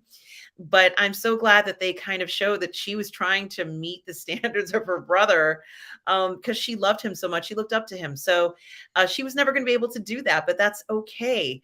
And these young men, and they're all pretty young, pretty much did everything they could in their power to protect her, which really made me like this film. I felt that was something we don't see. Although it is the natural order of things, men are always protecting us. It's just a fact. And what I did So like as well is that she wasn't all right. I mean, it was a rudimentary sequence at best, but she wasn't like a genius karate expert that could fight better than everybody else and had better weapons than everybody else and was so much better than it. You saw her sort of messing up and practicing and getting things wrong, and it was just small moments, but the writers sort of seem to have realized that there's that trope, of like the 100-pound girl flipping the 300-pound stunt man, and she can use weapons and karate and all that. And they show her sort of developing those skills, and they also show that the brother is much better than her. And if not for the brother, she would have been killed. He saved her life for the final time, sacrificing his own life to to save hers eventually. So yeah, top drawer. Well done, Predator Prey. Um, don't know if there'll be any more. I think the Predator franchise is an odd franchise. It didn't need a sequel. Danny Glover. It didn't need that sequel. Um, it didn't need Predators, although I loved Predators. I thought it was a great updating. AVP I quite liked as well, but again, is it one of those franchises like the Terminator? They're just going to sort of limp on as they keep trying to uh, find new ways of doing it. Maybe, maybe not. I don't know. There's your guy. Dakota. Yes, this is Dakota Beavers who plays the brother, as Russ and I have been saying. He is the goat. And no more obvious is it in the beginning of the film when they're kind of I guess stalking an eagle or a bird or something, Mm, and she's trying to figure out how she's going to aim at it. And the brother's like, "Okay, I'm just going to do it." And he does it without even taking a breath, Russ. mm, He gets it instantly, and it's kind of like, yeah, he's the goat. He's like the best. He really is, and of course he spent his whole life getting there, but let's just say he has the skills, and he's very important in the film, as you said, Russ, because she would not have survived. In fact, a good portion of the tribe would not have survived if it wasn't for him and the other young men sacrificing their lives to save everybody. So mm. I felt that was so incredibly important. Um, yeah, and Tom Jr. Jackson says Prey was a fun movie and the action was fantastic. Amber Midthunder didn't have time to bleed in this movie. I loved it. I think that you're right about the Predator series being, this kind of not easy to write for a franchise. But I thought this was entertaining. And even though I admit that there was one scene that was completely, I was like, that's a little predictable. And I just don't think that that would happen. That's okay. Sometimes it happens in films. I think that for what they were trying to do and what they accomplished, it looks good. It's a good looking film, Russ. Mhm. So I thought it was interesting. And we also have Lily Von, I don't know how to say that. Shtup. Stup, Stoop. Lily Von Stoop, welcome and happy new year, Lily. It's a pleasure to see you here. I hope you were enjoying this first day of 2023. Lily says, I don't think she struggles and has the help of her entire tribe, especially her brother. The predator was seriously injured when she killed it. Yes, Yeah, Lily, you agree. are right about that. Agree. Yeah, I think some people were critical of it, but no, you're absolutely right. I really enjoyed it, and she did have help, and the brother did save her. And you're right, the predator was messed up. I thought, yeah, I some of the criticisms leveled at it were a little bit unfair. Some of them said, "Well, how would she know about the helmet and how it works?" And she would just placed it in the right place to get. Oh, okay, fine, yeah. Well, it's a movie. I can forgive it. But no, you're spot on. Like many Bothans died to save her life. Put it Yeah. that way. Many Native Americans died to get her to that final fight. And even the French guys had shot it and messed it up and all the rest of it. Yeah, agree, Lily. Absolutely, 100%.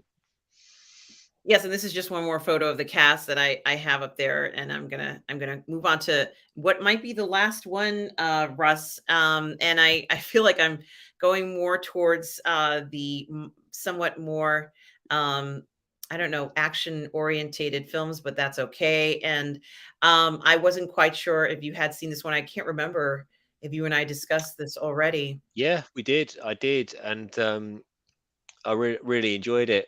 Um, you know, I said at the time I think it was a take on Hamlet. What I didn't realize was that Hamlet was a take on an ancient Nordic story about this Amleth character.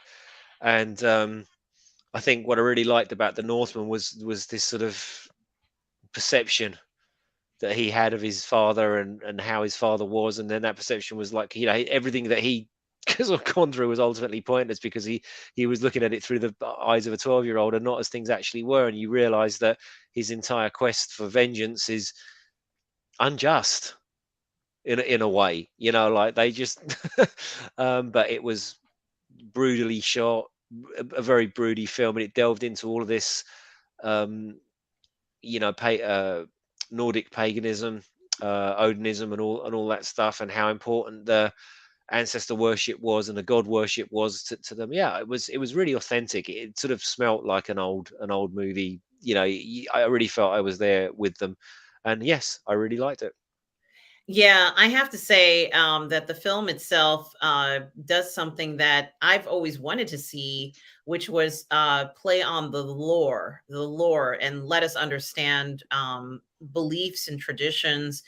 Um, Understanding what life was like, or let's say may have been like, what was important to people at that time. It's historically significant, and culturally significant, and I love that. And just like you, Russ, I had no idea that Hamlet was based off of that. I think it's a beautiful film, with amazing performances in it, that excuse me have amazing performances, and we really are treated to Amazing action scenes as well. Although you can't tell from that still that you're seeing there. I was going to see if I could find some. Oh, look at the landscapes here, Mm. as they're showing you here.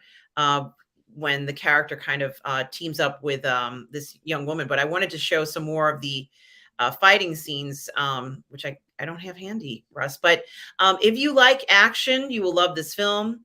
If you like the lore, you will love this film. If you like a good story, you will like this film. Cinematography wise, it was beautifully made, Russ. And I have been told by people who are from this area and in the world that a lot of the story is relatively accurate to traditions, to traditional stories. A lot of stuff I just learned about. I didn't even know anything about any of this stuff. So I think that it provides a lot of romance to cultural things that I was completely unaware of. A lot of romance. We've all seen movies about Northmen. We've seen a lot of things, but I don't think we've ever seen anything like this, have we, Russ? No, I don't think so, and I think it was very authentic. I think it was in terms of costume and technology and things like that, and attitudes and all the rest of it. Um, a lot of people that would know far more about um, Nordic history, of Scandinavian Viking history than I do. It was not my thing. Greece and Rome were my thing, but a lot of what I've read about this have said no, that it's kind of spot on. Like they really spent a lot of time getting the swords right, getting the costumes right, getting the authenticity correct for this particular era, and it shows. It really does show. I think we are seeing what life, and I always say this, might have been like at that time, according to historical record. And I do want to say a very special hello and happy New Year to Bunyan Snipes, who is a very good friend of mine. Bunyan, how are you? I hope you're well. Happy New Year. Bunyan mentions that he would have liked to have seen a standalone Colonial Marines movie from the makers of Prey. Well, wouldn't that be something if we did see something like that? Hell, they could use the same cast, just be in a different context. What do you think, Russ? I think he's 100% right. It's the most obvious fucking thing to do that they should have done back in 2004, and they were in fact going to do back in 2004. And then Joel Silver come along and said, no, no, no, let's get Paul W.S. Anderson. He can shoot it cheap and quick, and he can do it in Prague, and we'll just, you know, it literally it's the next most obvious thing to do after you've done Predator in the 80s and then in the 90s.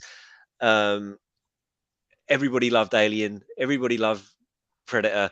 All the comics had Colonial Marines versus Predators. It was literally just this shit writes itself.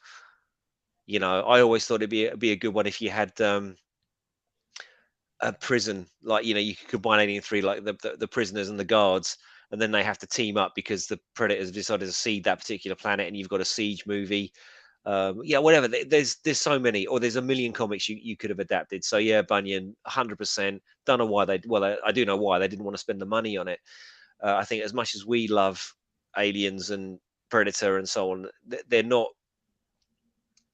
massive, massive, massive money makers. And Prometheus did really well, but Covenant completely tanked. Um, so those sort of films are expensive to make, and perhaps they're just worried about the return. But yeah, I'd love to see it, mate. Love to see it. Absolutely. And Darth Plato talks about loving the Northmen. The Berserkers were shown well. They go berserk in the party, but not in the battle itself. Thank you, Darth Plato. And I didn't know this, and I'm sure everybody else on the planet knew this except me. I didn't know that they took mushrooms. I had no idea they did this. But it's demonstrated in the film, and I did not know that's what happened, and that was part of the culture. Then certainly something that I didn't know. So I also learned that as well. It's something to think about going forward when you're looking at films like this. Darth Plato goes on to say that tribalism, consanguinity of the Northwind is well done and quite realistic. The world was really like this. We owe the Greeks and Romans a debt in moving beyond that. Well, thank you, Darth Plato, for that very important information. And is Roger Egers the filmmaker here? Yeah, he is. Yeah, he did The Witch as well, I think. So and Lily points out Roger Egers is an amazing filmmaker. He is. This is not an easy film to make. This might be one of the most difficult films to make because of what he's trying to represent from stage to stage. It mhm. had to be believable that this character would grow up and still keep his desire to conquer and to, I guess, seek revenge, if you will, throughout his life. That's not easy to intimate on the screen, but we got that. And this was a fun film to watch for us. It was fun. I'm not sure I'd say it was fun. It was very immersive, but it was quite grim, wasn't it? I mean, it was really kind of grim dark stuff that was going on. But I get it. I mean, it wasn't a slog. It was entertaining. You weren't sitting there, looking at WhatsApp when you were watching The Northman, like you were there for it. Absolutely. And the last film that I do want to mention, mainly because the film got so much controversy surrounding it. It's a controversial film, and I think that it is really true that the film, a lot of people didn't like it. A lot of people were. Um, I've never seen the responses that I was expecting from this film that I saw, but I have to mention it because Anna de Armas, who is an incredibly talented actress, has been wowing us from performance to performance. And now she gets this standalone film, and it is true. It's based on true events, but it's based on a book that has some fictitious, what if scenarios for Marilyn Monroe. But this was not an easy film to do, I think, for Anna. And it's a straight up art film, showing what life might have been like for Marilyn. And it's not for the faint of heart. It was a risky film to make. This was going to shake people and really get them wondering, were things like this? Was it this tough? And a lot of it's based on true life events. Russ, did you ever get a chance to check out Blonde? I did. I watched it, and I think the score on IMDb is pretty much where I stand with it. To be honest with you, I kind of enjoy Blonde is the wrong thing. It was a tough watch. And she's eminently very easy on the eyes, and she's not shy of the sex and the nudity side of things, which I think is great, for film in general. Um, but yeah, it was a bit of a tough watch. It was quite hard hitting in places. I didn't. It's interesting. You were just saying this about The Northman. I didn't enjoy this movie. I respected this movie and got what it was trying to do and trying to say, but I didn't enjoy it, and I don't think I'd watch it again. I didn't like seeing that stuff. Well, it like I said, was not a film for everybody, and I admit that. And Mario Lopez feels the same way. He didn't like the film. I thought for an art film, and I think that we're going to see films like this where it it it goes into another realm because it wants to explore something or go into another area we haven't seen of Marilyn. We've seen a lot of biopics of Marilyn and a Mm. lot of fictitious stories telling her life. But this one, we've never seen one like this before. So I have to give them credit for that, going into a different direction, exploring different things about her life in a different way. It really was an art film that was this filmmaker's passion to make, based on a very controversial book about a woman that people can't seem to stop talking about. Now, before we end the show, Russ, is there any other film that I have not brought up that you would like to talk about? What else is on the list? Give me Um, one we more. we have Elvis, No. The Black Phone, No, I didn't see that one. Bullet Train, Didn't see that one. Hellraiser, That was good. Well, just go through the list and I'll pick one. So we got Hellraiser. and Goodnight Oppie.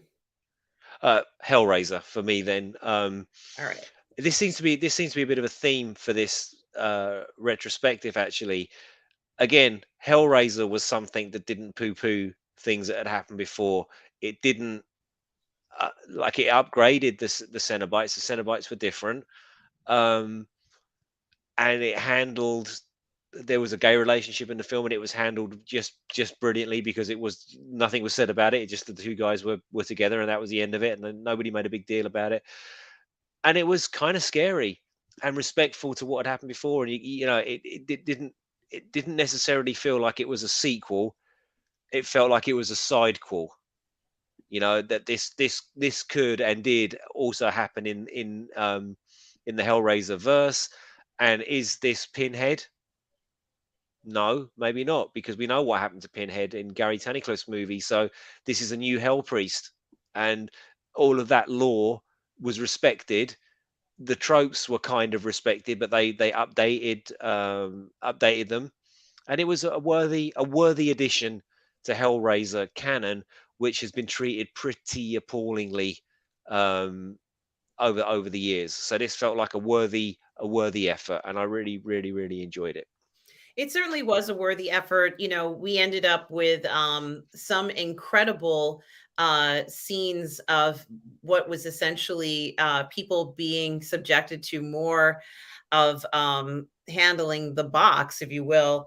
Hmm. But what was most intriguing for me was that there was an individual, the star of the film, a young woman who was in recovery. And when I say in recovery, I mean that she has an addiction and they address it and they focus on the idea of her pretty much taking risks that she wouldn't normally take if she wasn't kind of in this addictive state and having that addiction. And I thought that that was very interesting because they didn't have to go there with that. And, they explore this, they explore how she pretty much gets, I think she gets taken advantage of. I don't know how other people feel about it, but it puts her pretty much in the wrong place at the wrong time. And here we can see some of the other Cenobites, which they scare me to death. Um, but and here those are some of the earlier pictures. But there's some pictures on the set. The young woman lives with her brother, who has his boyfriend there, and let's just say she somehow gets entangled in this world of the Cenobites. And it's really remarkable. They do such a great job. It feels very fresh and new. It doesn't feel rehashed necessarily. There's something else to explore in this Hellraiser universe. I didn't think anybody was even going to go in that direction. So it's something to think about, Russ. Looking at a horror film, we have been seeing a lot of horror film reboots lately, but this one seemed to do the reboot right for me. Yeah, I don't necessarily think it was a reboot, was it? It was just an addition to the Hellraiser canon. And I think that's what I liked about it. It hasn't, for me, in my mind, it hasn't wiped away anything that happened with Kirsty and original Pinhead, and all of those things happened. Um, and this is just happening 30 years later somewhere else with a different person with a different set of problems. The one bit of the law they did change actually was, and I guess they had to give this story a different spin, but her being an addict, that's the thing about the box, isn't it? It's people seeking more. So the Cenobites only come if they're invited, but in this one, it's kind of different. Like they can be summoned by other means. You can use somebody else in your stead to get them to turn up, and that was never part of the law. But I think it was respectful. Um, you know what, Darth Plato? I'm not a massive fan. Like, I know Mr. H reviews. He's like he can tell you chapter and verse about everything that happened with it. I'm not a massive fan, but I did like the some of the movies. I even like some of the not so great ones that they made as follow-ons. But this is uh, by far the best take on Hellraiser in a number of years, as far as I'm concerned. Yeah, it is something to think about. And as we're talking about these franchises and trying to figure out, oh, Jin Korea is here. Happy New Year's, y'all. Been missing you on ME. Get the bag, baby. Love you. Well, I miss you too, Jin. So I certainly hope you are well. I hope you and your family are well. It's such a pleasure to see you. And thank you so much for supporting the channel. I am here on my channel, Positive Fandom. Jen, you can also find me on the Burden Network, as well as Lorena Creole's channel. And you can also find me sometimes on the 1/6 Scale Man Network, Jen. So I can't say for certain when I'm going to be on ME again, but I did just want to let you know that you can find me in those places. And of course, you can find me here on Sunday brunch from 10:30 a.m. Eastern Standard Time to 12:30 Eastern Standard Time on my channel, Positive Fandom. So, Jen, thank you for the well wishes and the generous super chat. I so appreciate that. It makes all the difference to helping me continue with the show. I really do appreciate it. As you guys know, I got monetized last year. That was another accomplishment, a big accomplishment for me. That was good. So yeah, and thank you. And Russ and Tom, you guys have been so supportive, helping me get to a point where that is happening. I am so pleased. Jen, it's such a pleasure to see you. Stop by anytime. We are so happy to see you here in this new year. Russ, is there anything you'd like to say before we close out the show? Yeah, keep your fingers crossed for me, everybody in the chat. There's a big meeting happening on the 4th of January, about 10 o'clock in the evening, my time, with an actress that I really, really like. And I really, really hope that her involvement in a project that I'm working on will finally bring it to fruition. So you know what? I've been down this road before, and I've built my hopes up, and I've been shattered so many times. But this is what I kind of wanted from the beginning of this when I first wrote this screenplay years ago now, and finally we just through happenstance. It's actually because of you, or it actually happened because I spoke to this actress about doing something with you, and then she started speaking about this project that I'm working on, and that's how it all happened. So positive fandom might be a positive fandom thing for me in 2023. So fingers crossed. Absolutely. Fingers crossed. Russ, we are all rooting for you and your success with this, keeping things positive, everybody. Russ, it's such exciting news. And of course, we are praying that this comes to fruition. Well, on behalf of myself and Positive Fandom, I just want everybody to know I so appreciate you all out there in the chat. Those of you who are watching this in the replay, of course. To Tom Jr. Jackson, thank you. Everybody is wishing you good luck, Russ, here. Thanks, guys. Thank you for the support, everybody. Certainly, it's you guys, you can check out Russ's contact information here in the chat as well as in the description of the video. Best of luck on this, Russ. 2023 is going to be the year for you. I hope so. Um, I hope so. and Honestly, I shouldn't really mention it, but I'm just so excited. Like I've been let down so many times, but this is like, oh my god, I can't believe this is actually happening. This meeting, and if it goes well, fingers crossed. Anyway, Absolutely. And guys, we are reaching the 2 hour point. I just want to thank everybody for coming by on this happy New Year's Day. I hope everybody out there as well. Thank you so much, everybody, for the support for Tom Jr. Jackson. We are all goof people, and for the super chat, and Jin Korea for the super chat as well.